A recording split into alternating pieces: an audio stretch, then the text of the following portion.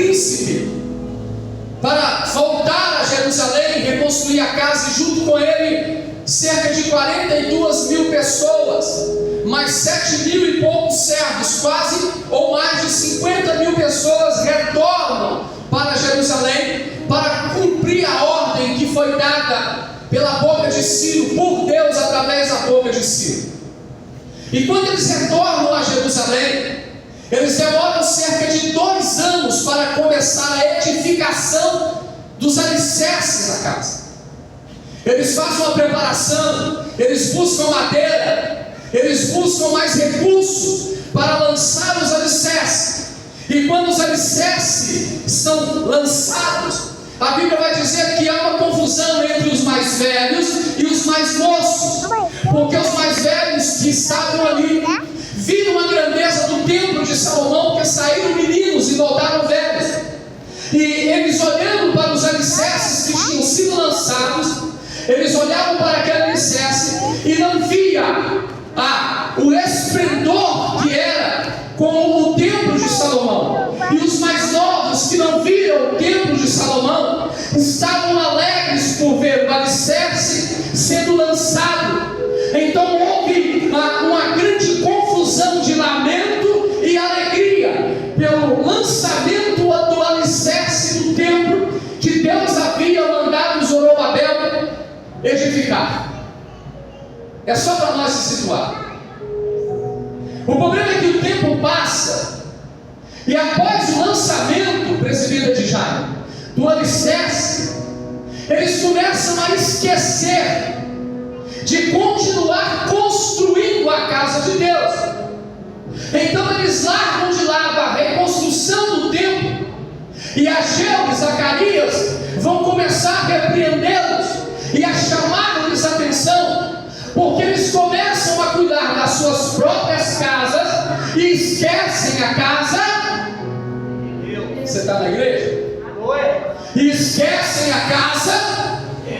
Ageu vai dizer a eles: vocês estão preocupados com as suas próprias casas, vocês estão preocupados com construir os seus próprios lares, e estão esquecendo de continuar a construção da casa de Deus.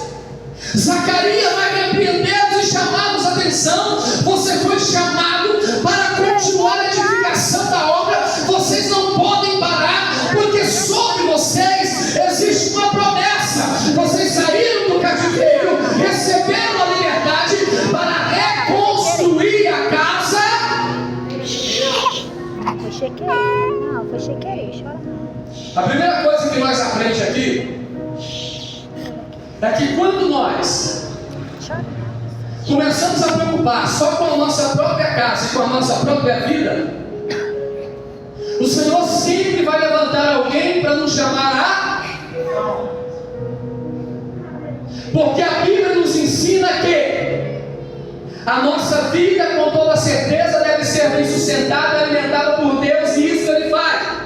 Mas é necessário que nós não paramos de continuar edificando a casa de Deus. Cerca de 20 anos demora a construção do templo. Só que só levantar o templo não bastava. O livro de Esdras vai contar que eles entram numa decadência espiritual. Esdras vai dizer que quando ele veio da Babilônia, liberado por Artaxerxes, para ensinar a lei ao povo, que o cenário que ele encontra é um cenário de esfriamento espiritual, pastor Raed. É um cenário de distanciamento de Deus. O povo estava preocupado consigo mesmo e se misturando com as coisas da terra. Quando Esdras chega, ele encontra os homens descumprindo a lei de Deus, casando com pessoas de outras nações, dando as suas filhas em casamento para outros homens de outras nações. A Bíblia vai dizer que Esdras encontra um verdadeiro cenário de esfriamento espiritual e distanciamento da palavra de Deus. Se Esdras renascesse hoje, Meu Jesus, eu acho que Deus ia mandar ele fuzilar todo mundo.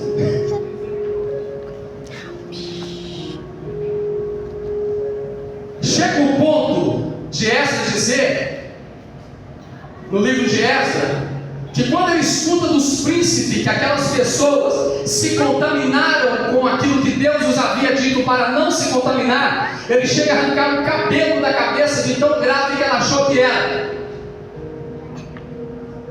E Esdras foi mandado para Jerusalém para reedificar a vida espiritual do...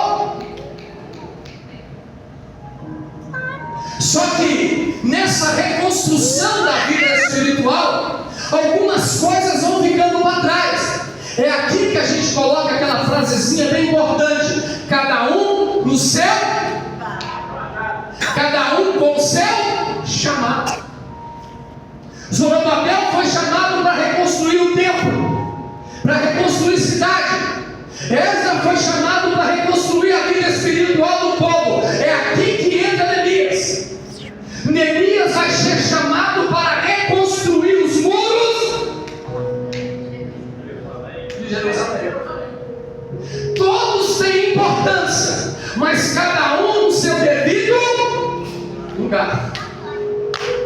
Todos têm a sua significância diante de Deus, mas cada um cumprindo o seu chamado naquilo que Deus o estabeleceu para cumprir o chamado. Uns foi chamado para edificar templo, outros foi chamado para edificar a casa espiritual do povo, e outros foi chamado para edificar a fortaleza das pessoas. Você não entendeu nada, né? Todos pregam o Evangelho, mas cada um com uma prudência específica por Deus. Daquela velha frase: cada um no seu quadrado. Se eu tentar levantar o pé acima daquilo que Deus me chamou para fazer, sem a autorização dele, ele mesmo vai dar um jeito de puxar o meu? Vai. Porque, como a Bíblia diz, está tudo tem o tempo dele. Então a gente vai subindo de degrau até Deus nos colocar onde Ele quiser colocar, mas a gente vai cumprindo o propósito do chamado de Deus naquilo que Deus nos colocou para. Está ruim, irmão? Se está ruim, não para. Se está bom, não continua. É aqui que entra Neemias.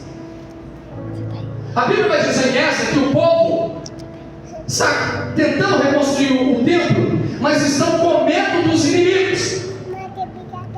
Mas eles não se preocupam em fortificar a cidade.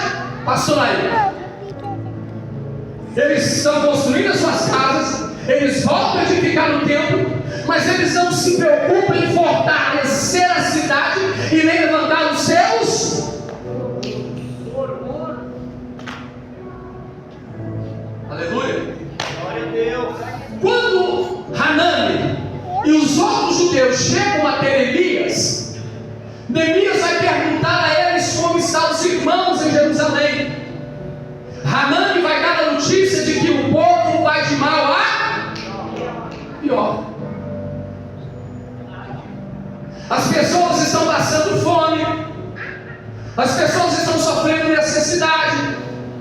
Não é colocado no livro diário extenso de Hanani com Neemias, mas o que Hanani vai dizer a Neemias vai levar Neemias ao choro, aos prantos.